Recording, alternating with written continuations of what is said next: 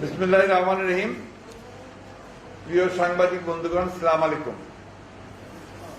এই ভয়াবহ প্যান্ডেমিকের সময়ে আপনাদের সঙ্গে সরাসরি কথা বলাও অত্যন্ত ঝুঁকিপূর্ণ হয়ে দাঁড়িয়েছে আপনাদের জন্য, আমার নিজের জন্য, আমাদের জন্য। তারপরেও যেহেতু আগামীকাল থেকে রমজান শুরু হচ্ছে ও একই সঙ্গে লকডাউন হতে যাচ্ছে, সেই কারণে আজকে কয়েকটি ইস্যু নিয়ে আমি আপনাদের সঙ্গে একটু কথা বলতে চাই, যেটা আপনার খুব জরুরি হয়ে দাঁড়িয়েছে। আমি প্রথমেই আপনাদের রমজান মাসের জন্য রমজান মোবারক জানাচ্ছি।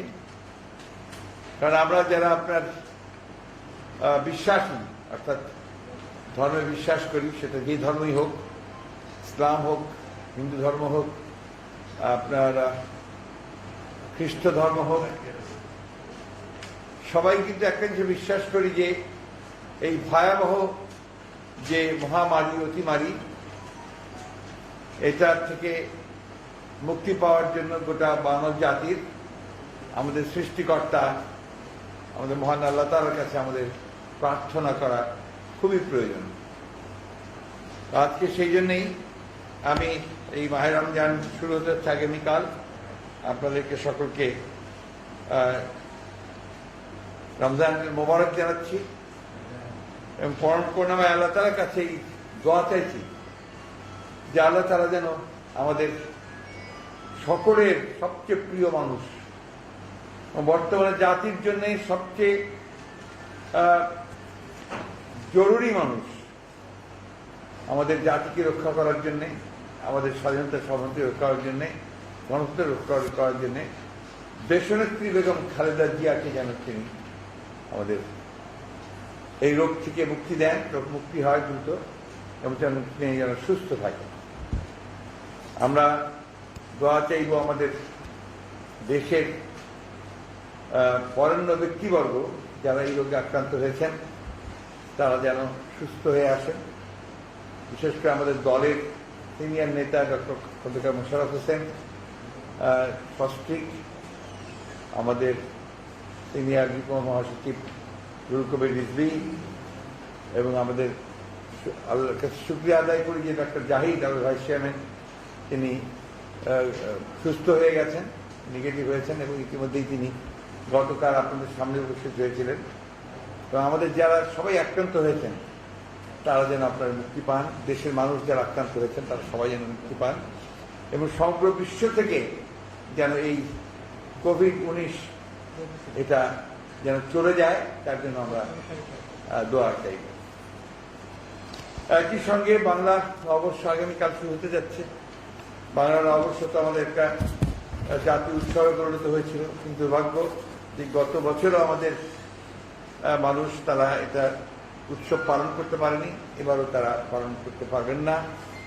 আমরা সেই নববর্ষের শুভেচ্ছা এই জন্য জানাচ্ছি যে নববর্ষ যেন আমাদের জন্য একটা নতুন সময়, নতুন পৃথিবী, নতুন বাংলাদেশ নিয়ে আসে, এটা আমরা প্রত্যাশা করব, এটা আমরা এই প্রত্যাশা নিয়ে কাজ করব। প্রিয় বন্ধুগণ, আমরা অত্যন্ত একটা কঠিন সময় পার করছি, অতিক্রম করছি সব সময়ই। দুর্ভাগ্যজনকভাবে আমাদের বাংলাদেশ, আমরা 1971 সালে যে যুদ্ধ করেছিলাম, পরবর্তীকালে যে দীর্ঘ সংগ্রাম গণতন্ত্রের জন্য করেছি, সবকিছু এখন ব্যর্থ হতে চলেছে। ব্যর্থ হতে চলেছে যে আজকে একটি শক্তি, অপশক্তি, যারা অত্যন্ত সুপরিকল্পিতভাবে, সচেতনভাবে বাংলাদেশের মানুষের অধিকারগুলোকে কেড়ে নিচ্ছে, এবং এটা জাতীয় আন্তর্জাতিক একটা চক্রান্তের মধ্যে দিয়ে এটা ঘটছে। আপনি লক্ষ্য করে দেখবেন যে বাংলাদেশের গণতন্ত্র তো একেবারে শেষের দিকে এসে পৌঁছে গেছে। অন্যান্য যে সমস্ত বিষয়গুলো আছে, আপনার যে জীবন রক্ষা করার বিষয়, এই কোভিডে যে স্বাস্থ্য সেবা পাওয়ার বিষয়, মানুষের বেঁচে থাকবার জন্য যে ন্যূনতম যে সমস্ত দ্রব্য সামগ্রী, তার যে মূল্য, একটা ন্যায় বিচার পাওয়ার যে আপনার অধিকার, সবকিছু কিন্তু তিরোহিত হয়ে যাচ্ছে। আপনি খেয়াল করে দেখবেন, আমি আলোচনা করবো আপনাদের সঙ্গে পরে, যে এখন আমরা আমাদের স্বাস্থ্য নিরাপত্তার জন্য আমরা কোনো ন্যূনতম আপনার সুবিধা পাচ্ছি না। কেন বলছি কথাগুলো? সরকার তো তারও করে চিৎকার করেছে যে কিছুদিন আগেও যে বাংলাদেশ হচ্ছে আপনার সেই মডেল একটি দেশ যারা আপনার কোভিড-19 আপনার তারা সক্ষমভাবে আপনার প্রধানমন্ত্রীর নেতৃত্বে তারা মোকাবেলা করতে সক্ষম হয়েছে। আজকে দেখা যাচ্ছে যে এটা তারা সম্পূর্ণভাবে একটা আপনার জনগণকে সঙ্গে প্রতারণা করেছে। এই জন্যেই যে তখন সেই করোনার যে আপনার শক্তি ছিল, তার যেটা ভেরিয়েন্ট ছিল, যেটা আপনার সেটা সেইভাবে বাংলাদেশের আপনার আসেনি। যে এবার যেটা এসছে, যেটা বিশেষজ্ঞরা আপনার বলছেন, মতামত দিচ্ছেন, যেটা সম্ভবত আপনার দক্ষিণ আফ্রিকার যে ভেরিয়েন্ট, সেই ভেরিয়েন্ট এখানে ঢুকে পড়েছে এবং এটা প্রচণ্ডভাবে সংক্রামক এই ভাইরাস, এবং এখানে আপনার মৃতের সংখ্যাই সবচেয়ে বেশি হয়। তাই ঘটতে যাচ্ছে, আপনারা দেখেছেন যে গতকালও 83 জন সরকারি হিসাব মতে 83 জন মারা গেছে। টেস্ট তো হয় না এখন। আমি আমার ব্যক্তিগত আপনার অভিজ্ঞতার কথা বলে, আমার বাসায় যে যারা আপনার কাজ করেন, গত 3 দিন ধরে আমি চেষ্টা করছি তাদের টেস্ট করার জন্য। তারা যায়, উত্তরে একটা সেন্টার আছে, প্রত্যেক দিন তারা গিয়ে বলে যে ফর্ম নাই, দেওয়া যাবে না, করা যাবে না। শেষে আজকে ভোর 6টায় পাঠিয়েছে, সেখানে দেখা গেছে যে গেছে তার জন্য সে 50 নম্বর তার সিরিয়াল, বাকিদেরকে সে এখানে ইনক্লুড করতে পারে, এবং সেখানে 150 বেশি, ওই সেন্টারে 150 বেশি আপনার হয় না। অর্থাৎ এখানে সবচেয়ে বড় একটা প্রতারণার আশ্রয় নিয়েছে সরকার এবং জনগণকে বিভ্রান্ত করছে, বোঝাচ্ছে। টেস্ট হচ্ছে না। আপনি সারা দেশে আপনারা নিজেরাই দেখেছেন যে টেস্টের সুবিধাও কিন্তু সারা দেশে নাই। 20টি জেলায় কোনো সুবিধাই নাই। আপনার বিভিন্ন জায়গায়, বিভিন্ন জেলায় আপনার গিয়ে টেস্ট করতে হয় এবং চিকিৎসার ব্যবস্থাটা নেই। সে বিষয়ে আমি পরে আসছি। আমরা আজকে আপনারা দেখেছেন পত্র পত্রিকায় এসছে আপনার বিভিন্নভাবে যে কি চরম উদাসীনতা, কি চরম দুর্নীতি এবং ব্যর্থতা হতে পারে যে 10 মাস আগে এসে এয়ারপোর্টের মধ্যে আপনার ওয়ার্ল্ড ব্যাংক এবং এশিয়ান ডেভেলপমেন্ট ব্যাংকের সাহায্যে যে প্রকল্পগুলোর জন্য যে ইকুইপমেন্টসগুলো এসছে, সেগুলো ছাড় করা হয়নি। এবং সেখানে 300টা ভেন্টিলেটর আছে, 300 ভেন্টিলেটর। সেখানে অক্সিজেন সামগ্রী আছে, অক্সিজেন সরবরাহ করার জন্য যে আপনার যেটাকে বলে যে আপনার বাতাস থেকে অক্সিজেন নিয়ে যে মেশিনটা আপনার অক্সিজেন তৈরি করে, তা আছে। আপনার এই যে আপনার যেটাকে আমরা ডাক্তাররা বলছেন আপনার হাই ফ্লো আপনার অক্সিজেনের জন্য যে ক্যানোলা দরকার, যে ফেস্টিভেল দরকার, তার জন্য যে আপনার সেগুলো আছে, কিন্তু সেগুলো একটাও আপনার ছাড় করা হয় না। প্রশ্নটা হচ্ছে যে প্রকল্প নেওয়া হয়েছে 10 মাস আগে, সেগুলো এসছে, কিন্তু সরকারের কত বড় ব্যর্থতা হতে পারে, স্বাস্থ্য বিভাগের কতটা ব্যর্থতা হতে পারে যে তারা এখন পর্যন্ত সেটাকে ছাড় করে আপনার এই দেশগুলোতে এটা পৌঁছাতে পারেনি। দেশে আপনাদের হাসপাতালগুলোতে বা বাড়তি যে সুযোগ সুবিধা জেলাগুলোতে দেওয়া দরকার, একটাতেও তারা দিতে পারেনি। আমি গতকালই আপনার একটা টক শো শুনছিলাম। আমি একটু কথা বলছি আর কি, কারণ এই সুযোগটা আর এরপরে আপনাদের সঙ্গে পাবো না। টক শো শুনছিলাম যেখানে আমাদের একজন কথিত যশা সাংবাদিক উপস্থিত ছিলেন এবং তিনি সরাসরি বলে ফেললেন যে সরকার সম্পূর্ণভাবে সফল। এবং অদ্ভুত লাগে, অবাক লাগে যে এই সমস্ত উচ্চশিক্ষিত, অত্যন্ত সমাজে মর্যাদাবান লোকেরা, যারা দীর্ঘকাল ধরে আপনার ভালো সাংবাদিক হিসেবে বা আপনার সফল সাংবাদিক হিসেবে যাদের আপনার ছাপ আছে, তারা যদি এইভাবে কথা বলেন, সত্য কথা বলতে অসুবিধা কোথায়? আমরা সরকারের সমালোচনার জন্যই তো সমালোচনা করছি না। আমরা বলছি সমস্যাগুলো সবাই চিহ্নিত করেন, সেগুলোর কথা বলেন। উনি বললেন যে এত বড় সফল হবে আর কোনো দেশ করতে পারেনি। এখানে এক ভদ্রলোক আপনার কোয়ারেন্টাইনের কথা বলেছিলেন, তো উনি এমনও কথা বললেন যে কোয়ারেন্টাইন দিয়ে কোনো দেশ আপনার সফলতা অর্জন করেছে, ভাইরাসকে কন্ট্রোল করতে পারছে, এটা নজির নাই। চ্যালেঞ্জ দিয়ে বললেন। আমি নিজে সিঙ্গাপুর ঘুরে এসেছি, আমি সিঙ্গাপুরে দেখি একমাত্র কোয়ারেন্টাইনিং তারা কন্ট্রোল করেছে। এনিবডি কামস টু আপনার সিঙ্গাপুর, সে যেই হোক, প্রেসিডেন্ট হোক, প্রধানমন্ত্রী যেই হোক, টাকের 14 কম্পালসারি কোয়ারেন্টাইনে যেতে হয় এবং সেটা রাষ্ট্র ব্যবস্থা করে, সে ব্যবস্থাটা রাষ্ট্রে। দুর্ভাগ্যজনকভাবে আপনার আমাদের দেশের প্রতিনিধি সাংবাদিকরা যখন এইভাবে কথা বলেন তখন পুরোপুরি মানুষকে বিভ্রান্ত করেন। এটা তাদের দায়িত্ব থেকে তারা সম্পূর্ণভাবে ব্যর্থ হন তার দায়িত্ব পালন করতে। যাই হোক, আমরা দুর্ভাগ্যজনকভাবে আমরা এক ভয়ঙ্কর দুঃশাসনের মধ্যে পড়েছি, যাদের জনগণের প্রতি কোনো রকমের দায়বদ্ধতা নেই, জবাবদিহিতা নেই, যে কারণে আজকে শুধু করা নয়, সর্বক্ষেত্রে রাষ্ট্র পরিচালনার সর্বক্ষেত্রে তারা আজকে চরম ব্যর্থতার পরিচয় দিচ্ছে এবং সেই সঙ্গে জনগণকে তারা বঞ্চিত করছে সর্বক্ষেত্রে। আমি এখন আসি আপনার আমাদের মূল যে বিষয়টা আপনাদের সঙ্গে আজকে আমি কথা বলতে চেয়েছি। আগামীকাল থেকে রমজান শুরু হচ্ছে। এই রমজানে আপনার যেটা প্রত্যেক বছরই হয়ে থাকে, যেটা আমি বলবো যে আমাদের জাতীয় একটা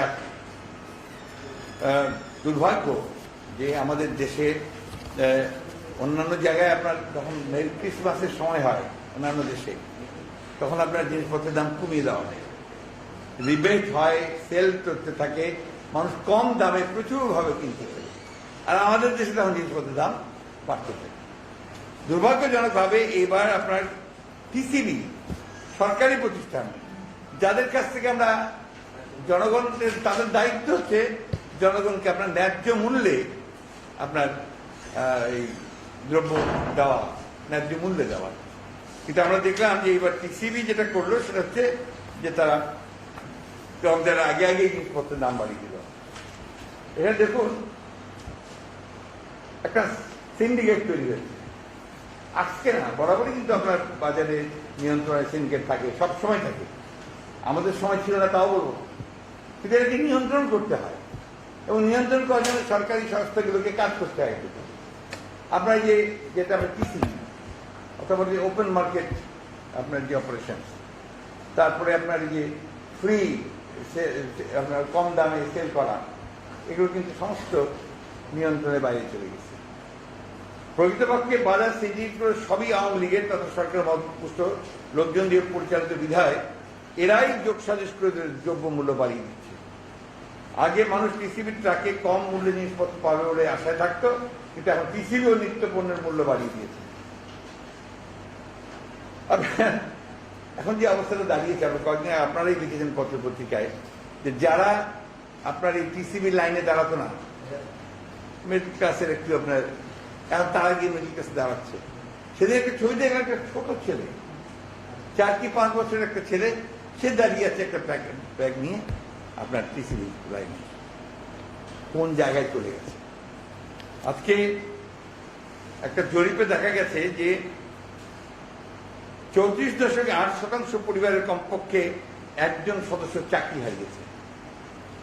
2020 সনের মার্চ থেকে মে মাসের মধ্যে গড়ে পারিবারিক উপার্জন কমেছে প্রায় 74%। মধ্য নিম্নবিত্তের হাজার হাজার মানুষ কর্মহীন হয়ে পড়েছে, নয়তো বেতন পাচ্ছে না, নয়তো বেতন কমিয়ে অর্ধেক করা হয়েছে। জীবন যুদ্ধে টিকতে না পেরে শহর ছেড়ে গ্রামে ছুটছেন অনেকে। এখন তো সবাই গ্রামে চলে যাচ্ছে। এর সঙ্গে অনেক স্বপ্ন নিঃশেষ হয়ে গেছে।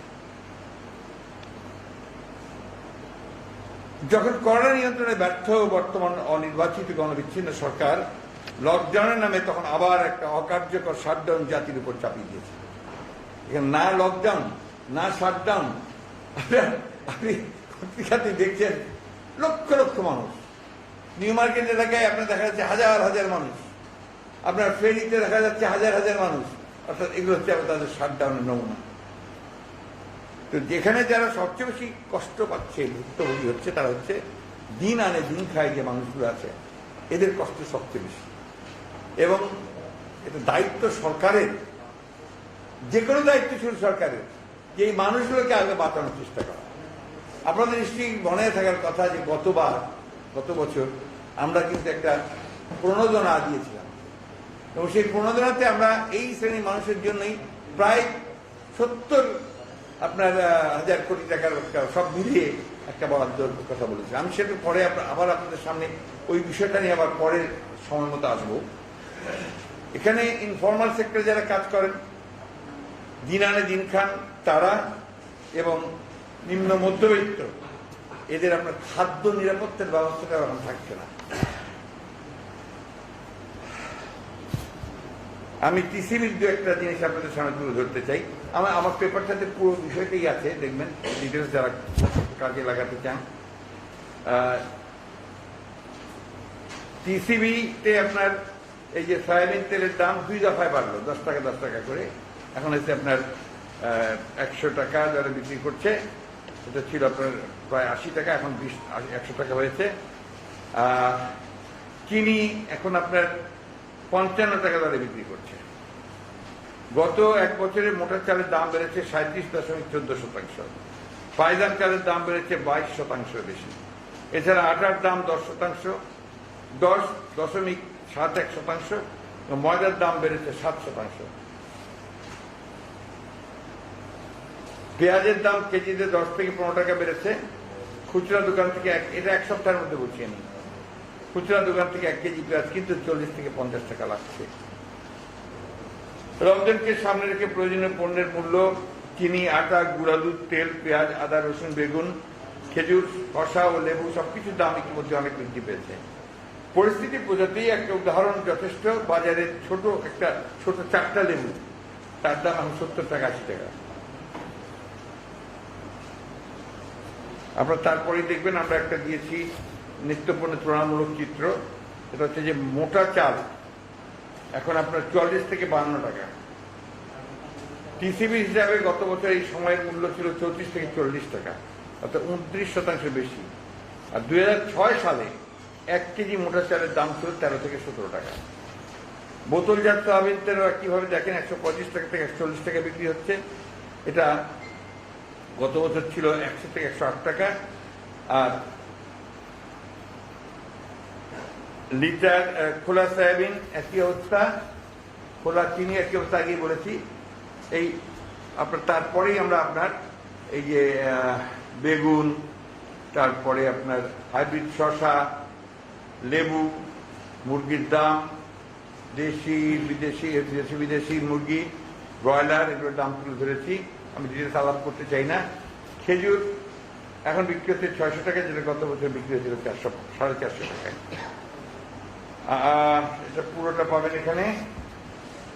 এরপরে আপনার আমরা ভোক্তার মূল্য সূচকের পরিবর্তন সম্পর্কে বলেছি। এটাও আমরা আপনারা লক্ষ্য করে দেখবেন। এই 2006 সালে 1 কেজি মোটা চালের দাম ছিল গড়ে 15 টাকা। 2021 সালে বর্তমানে মোটা চালের দাম গড়ে 50 টাকা, মূল্য বৃদ্ধি 3 গুণেরও বেশি। 2006 সালে 100 টাকায় প্রায় 7 মোটা কেজি চাল কেনা যেত। প্রতি কেজি কম চাল পাওয়া যায়। বর্তমানে 100 টাকায় মোটা চাল কেনা যায় 2 কেজি। আপনাদের নিশ্চয়ই মনে আছে সরকার 2008 সালে নির্বাচনের আগে তারা বলেছিল যে 10 টাকায় চাল খাওয়াবে। এটাও একটা প্রোগ্রাম তারা নিয়েছিল, কিন্তু সেটা পুরোপুরিভাবে আপনার মধ্যস্বত্বভোগীদের কাছে, আওয়ামী লীগের নেতাদের কাছে চলে গিয়েছে, কর্মীদের কাছে চলে গেছে, সাধারণ মানুষ কোনো উপকার পায়নি।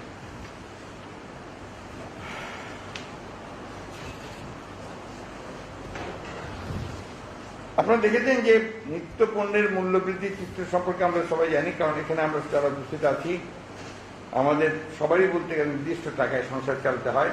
তাই আমরা যতটা ঠিকঠাকভাবে বাজারে মূল্য বৃদ্ধি অনুভব করতে পারি, তার জনগণের ভোটের অধিকার কেড়ে নেওয়া যায়, সম্পদের পাহাড় জমিয়েছে, তাদের দুর্নীতির টাকা এখন সুইস ব্যাংক, মালয়েশিয়ায় সেকেন্ড হোম, কানাডার বেগমপাড়া, ইউরোপ, আমেরিকা কিংবা লাতিন আমেরিকার দ্বীপরাষ্ট্রে পাচার হচ্ছে, তারা কখনই তা অনুভব করতে পারবেন না। বর্তমানে এই অনির্বাচিত অবৈধ সরকারের সময় যে ধরনের লাগামহীন দুর্নীতি চলছে, মূলত তারই ধারাবাহিকতায় লুটেরা সরকারের সুবিধাভোগী দুর্নীতিবাজ ব্যবসায়ী চক্রের হাতে দৈনন্দিন ভোগ্য পণ্যের বাজার ব্যবস্থাপনা জিম্মি হয়ে আছে। এই পরিস্থিতি থেকে পরিত্রাণে বর্তমান রাজনৈতিক অচল অবস্থা দূরীকরণের কোনো বিকল্প নাই। এ সরকারের জনগণের কাছে কোনো দায়বদ্ধতা নাই বিধায় তারা জনগণের কল্যাণের তোয়াক্কা না করে নিদারুণভাবে নিষ্ঠুর ও নির্দয় হয়ে পড়েছে। এমত অবস্থায় সবাইকে ঐক্যবদ্ধভাবে বাংলাদেশ জাতীয়তাবাদী দল বিএনপির নেতৃত্বে একটি গণতান্ত্রিক কল্যাণময় সরকার প্রতিষ্ঠার সামগ্রিক আন্দোলনে অংশ নিতে হবে, গণতন্ত্রের পুনরুদ্ধার করে জনগণের সরকার প্রতিষ্ঠা।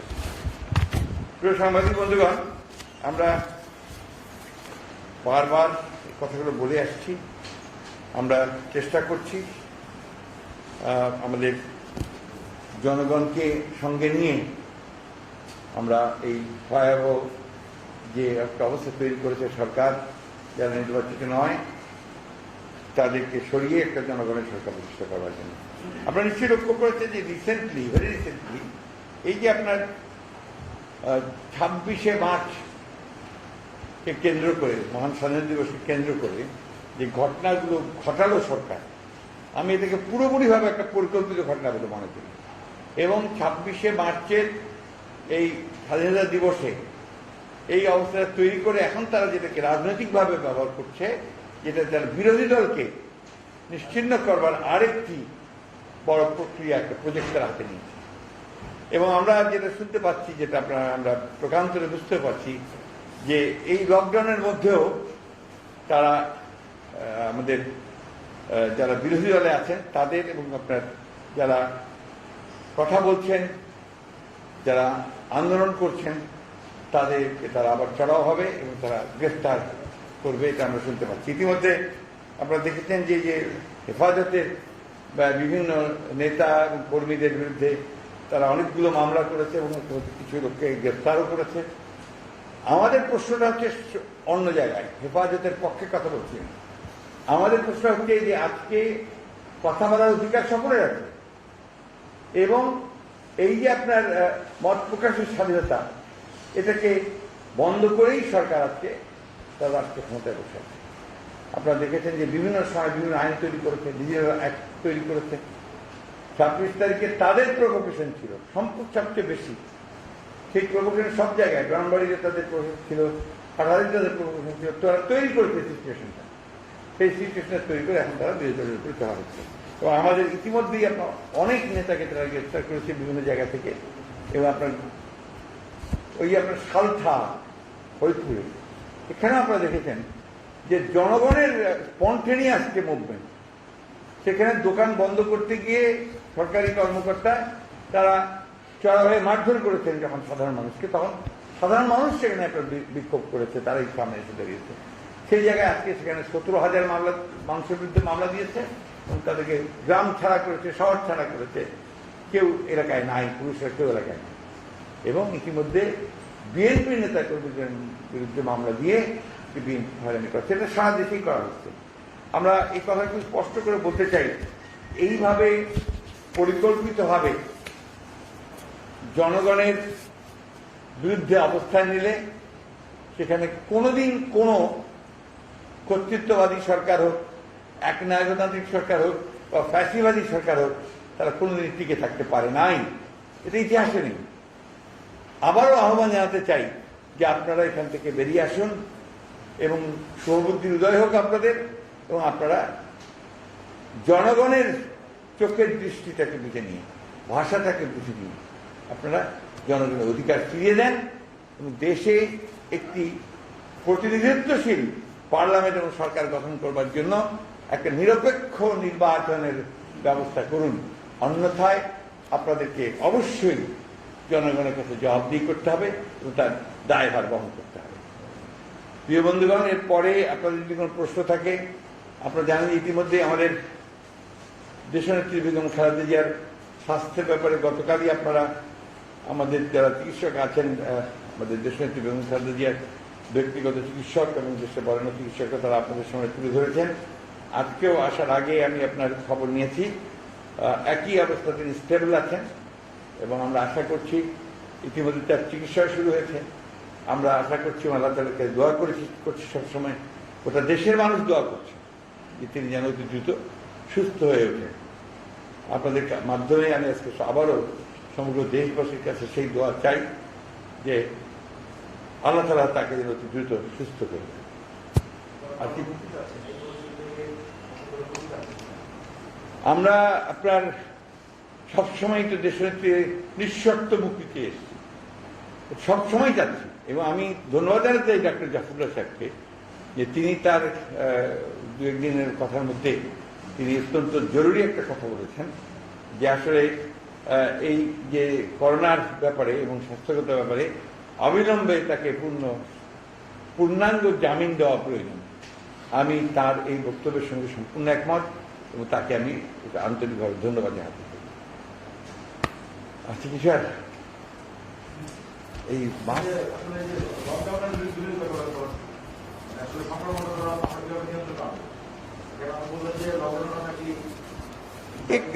কথাটাকে ওইভাবে না নিয়ে আমি লকডাউনের বিরোধিতা করছি না। আপনি যেটা বলছেন যে লকডাউনের নামে আর একটু অকার্যকর শাটডাউন যাদের উপর চালিয়ে দিয়েছে, এখানে হচ্ছে বিষয় কথাটা বলা হচ্ছে না, এটা তো হচ্ছে যে আমার যে কথাটা, এই কথা হচ্ছে যে তারা লকডাউনটাকে নাম হিসেবে ব্যবহার করছে, কিন্তু যেটা এখন পর্যন্ত আমরা দেখছি যে অকার্যকর একটা শাটডাউন করছে, যেখানে আমি তার আগে বলেছি যে আপনার লোকজন সমস্ত চলছে, যাচ্ছে, হাজার হাজার লোক বাজারে যাচ্ছে, এবং দেখুন এর মধ্যে দেখুন কতটা স্ববিরোধিতা। তারা কিন্তু কিছু কিছু শপিং মল খোলা রাখছে, আমি যা পত্রিকায় দেখলাম, যমুনা আপনার বসুন্ধরা বোধহয় খোলা থাকবে, এবং অন্যদিকে হ্যাঁ শিল্প কারখানা খোলা থাকছে এবং আপনার ব্যাংক বন্ধ থাকছে, ব্যাংকও বন্ধ থাকছে। এখানে সমস্যা যেটা হচ্ছে যে ব্যাংক বন্ধ আপনি রাখতে পারেন, এটা ডিফিকাল্ট। ব্যাংক বন্ধ রাখা মানে কিন্তু আপনার সেখানে যে ট্রানজেকশন মানুষের জমা, এখানে আপনি সীমিত আকারে করতে পারতেন, এটা আমাদের বক্তব্য আর কি। পশ্চিমা বিশ্বেও আপনার এই যে ব্যাংক সব বন্ধ হওয়ার পরেও ওখানে ব্যাংকে তারা মিনিমাম কাজ করার জন্য রাখে একটা মিনিমাম, তো সেটা হয়নি। এখানে সরকারের যেটা সমস্যা, আপনি যে কোনো সমন্বয়হীনতা নেই, কোনো পরিকল্পনা নেই, কোনো রোড ম্যাপ নেই। এই যে 7 দিন দিয়েছে, এরপরে কি হবে? How do they plan to feed the common people যে হ্যাভ নট সেল, আপনাদের খাওয়ার দিন আনে দিন খায়, তাদেরকে খাওয়ার তার কি ব্যবস্থা করতে পারছেন? এই লোকগুলো কিন্তু ঘরে রাখতে পারবেন না। যার পেটে ভাত নেই তার করোনা দিয়ে কি করবে, সে লকডাউন দিয়ে কি করবে, সে চিন্তা করতে পারবে না। এই সংখ্যাটা আমাদের দেশে অনেক। আমরা গতবার যেটা দেখি যে আপনার যখন এর মধ্যে আপনার যারা আপনার বাসায় কাজ করে মহিলারা, তারা কিন্তু আপনার রাস্তায় বেরিয়ে এসছে ভিক্ষার জন্য, ভিক্ষা করেছে, রাস্তায় দাঁড়িয়েছে, আপনার রেল ক্রসিং গুলোতে দাঁড়িয়েছে, রাস্তায় এসে ঘুরে বেরিয়েছে। যারা কিছুই পারেনি তারা আপনার অনেক কষ্টে তারা জীবনযাপন করেছে। এই বিষয়গুলো তো সরকারকে সমাধান করতে হবে, তাদেরকে সেই যেটা আমি আগেই বললাম যে তাদের ওই প্রোগ্রাম নিয়ে যে আপনার গরিব মানুষদেরকে কিভাবে তারা খাওয়াবে, কিভাবে তারা ব্যবস্থা নেবে। এখনো আপনার 2000 কোটি টাকা ওই যে নিম্ন আয়ের মানুষের কাছে যেটা আপনার যাওয়ার কথা ছিল, 2000 কোটি টাকা গত বছরের টাকা এখন পর্যন্ত যায়নি। কতটা ব্যর্থতা হতে পারে আপনার অ্যাডমিনিস্ট্রেশনের, সরকারের, যে তারা ওই টাকাটাও প্রপারলি ডিস্ট্রিবিউট করতে পারে।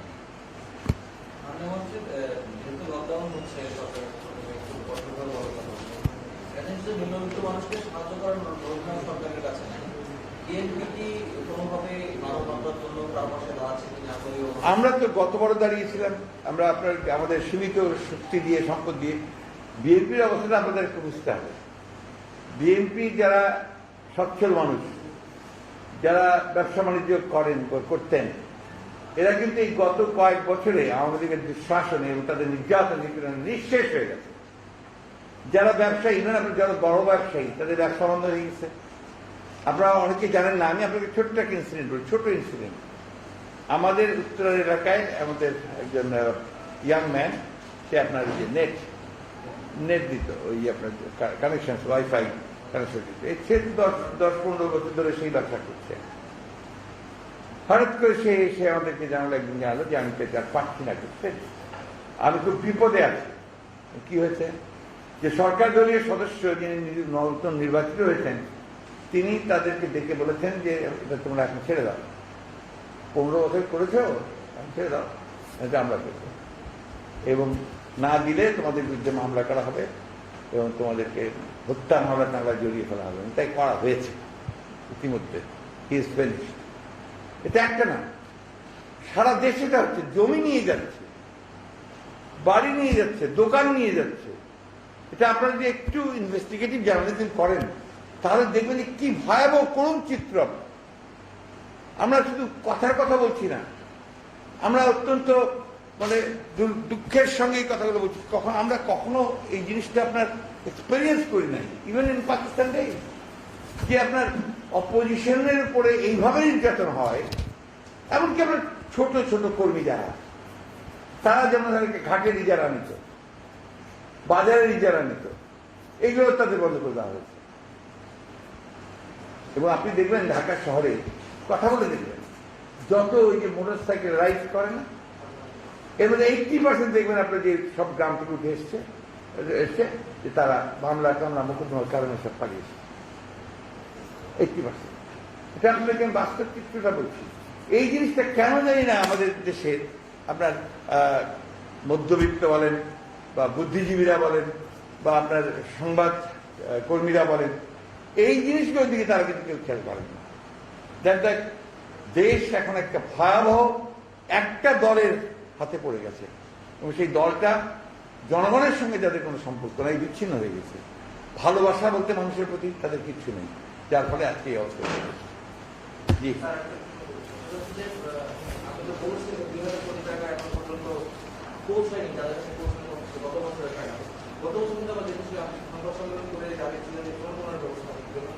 সেটি সরকার কোনো না কোনো ভাবে আপনাদের কথায় মতামত একাত্মতা প্রকাশ করে সবাই টাকাটা একটা জায়গায় পৌঁছেছিল, এবার কি কোনো রকমের আপনাদের পরামর্শ?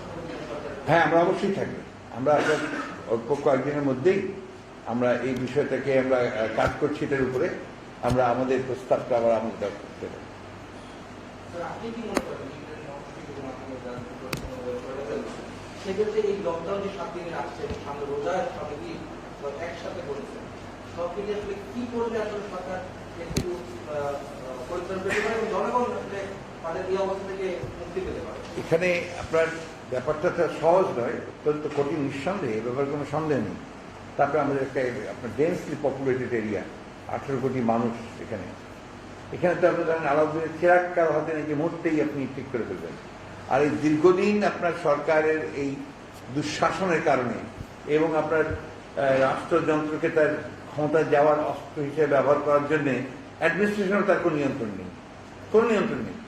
যে টাকা পাঠানো হচ্ছে ধরেন আপনার উপজেলাতে, উপজেলার সাধারণ মানুষের যে তালিকা করে যেখানে আপনার ভাতা দেবে তাদেরকে, ওই টাকা ওখানে আপনার গায়েব হয়ে যাচ্ছে, কোলাবোরেশন করে গায়েব করে দিচ্ছে, সাধারণ মানুষের কাছে পৌঁছাচ্ছে না।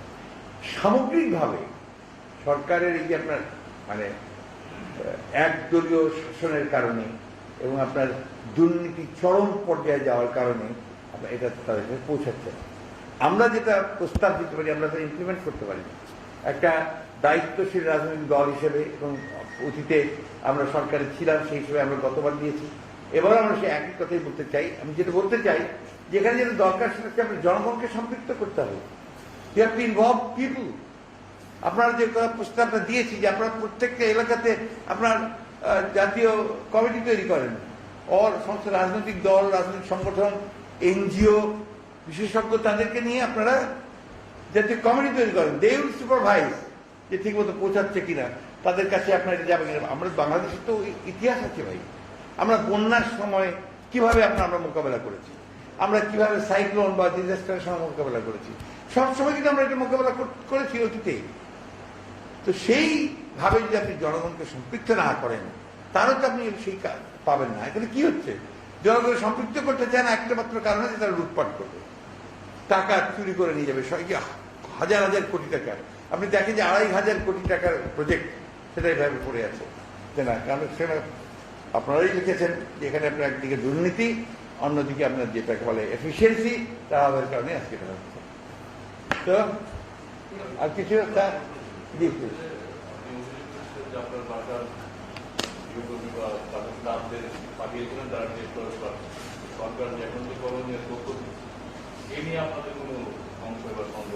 করোনার তথ্য আমি প্রথমেই এটা বলেছি, একেবারেই আপনার ভ্রান্ত, আপনার ভুল ধারণা দিচ্ছে জনগণকে। এটার কথা আমি প্রথম থেকেই বলেছি। কিন্তু তারা যেটা বলছে এখন যে আপনার এতজন সংক্রান্ত, এতজন শনাক্ত, টেস্টই না হলে শনাক্তটা কিভাবে বলবে?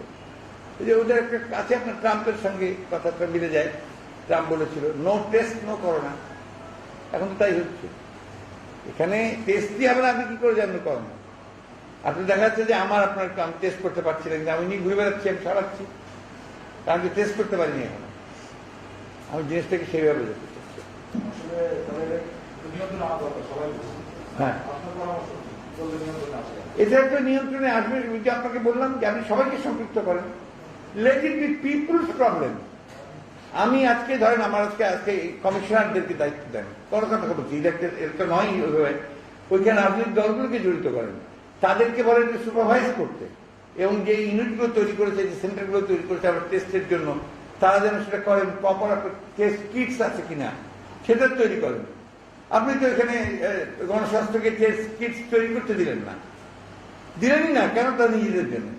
আপনি জিনিসটাকে পুরোপুরিভাবে যেটা করেছেন সেটা হচ্ছে ব্যবসা করার জন্য, দুর্নীতি করার জন্য, পুরো জিনিসটাকে আপনার এখানে আমাদের দেশি কথা এবং আপনার সাধারণ কথায় বলে যে নিয়ত যদি ঠিক থাকে তাহলে সব ঠিক থাকবে, আর 100% না পারেন তাহলে আপনি 60% নিতে পারবেন। তো সেটা এখানে হচ্ছে, তাদের নিয়তই খারাপ। তাদের নিয়ত হচ্ছে যে তারা আপনার ওই ক্যানাডাতে বাড়ি বানাবে, বিভিন্ন জায়গায় বাড়ি বানাবে, কিন্তু দুর্নীতি করবে। আর কিছু বলবেন? বলেন না, বলেন প্লিজ, আমার অসুবিধা নেই, আমি আফগানিস্তান। ঠিক আছে,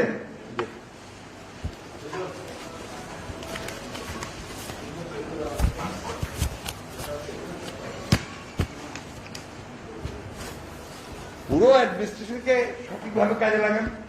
আর আপনার ডিজি কাজ করবে কোথায়? ডিজির কাছ থেকে যদি আপনি টাকা নেন তার কোথেকে করাবেন? আর যদি ডিজি টাকা নেয় আপনার যে ড্রাইভারের কাছ থেকে, দেখলেন তো আপনার কি মালিক না কি নাম, আপনার স্বাস্থ্য বিভাগের ডাইরেক্ট ড্রাইভার, তার আপনার 300-400 কোটি টাকার সম্পদ। এগুলো দেখেন। কদিন আগে আবার বলল কি আপনার, কদিন আগে তো যে 1 কোটি টাকা চেয়েছে কে? হ্যাঁ, নিয়োগের জন্য স্বাস্থ্য বিভাগই না, 1 কোটি টাকা সচিব। এটা কতদূর সত্য মিথ্যা আমি জানি না, এটা এসছে আপনার গতকালই রিপোর্ট এসছে। এটা যদি হয় যে আপনি কর্মী নিয়োগ দিচ্ছেন টাকা নিয়ে, how do expect work from them? তাদের কাছ থেকে কাজ কিভাবে আশা করতে পারেন? এটাই আর কি আপনার কথা, যে এটা সবাইকে নিয়ে এই মোকাবেলা করতে হবে। আমরা এই কথা বলি না যে এতে সবকিছু মুহূর্তের মধ্যে হয়ে যাবে। আমরা জানি লিমিটেশন গুলো কোথায় আছে, আমরা জানি যে সবকিছু পারা সম্ভব না, টাকার সমস্যা আছে। যতই আপনি বড় কথা বলেন যে উন্নয়নশীল দেশ হয়ে গেছেন, এতে টাকার সমস্যা আছে, তারপরেও আপনাকে যেটা আছে সেটা সদ্ব্যবহার করেন। এয়ারপোর্টে পড়ে থাকবে আপনার 10 মাস ধরে আপনার অক্সিজেন, আপনার ভেন্টিলেটার, আর আপনি এখানে মানুষ না ওগুলো না পেয়ে মারা যাবে। এটা তো ক্ষমাহীন অপরাধ। না না না, কখনোই না। আপনাকে টোটাল প্ল্যানিংটা লাগবে। সবচেয়ে বড় জিনিস হচ্ছে আপনাকে, আমরা বারবার যে কথাটা বলেছি, আপনাকে একটা রোড ম্যাপ দরকার।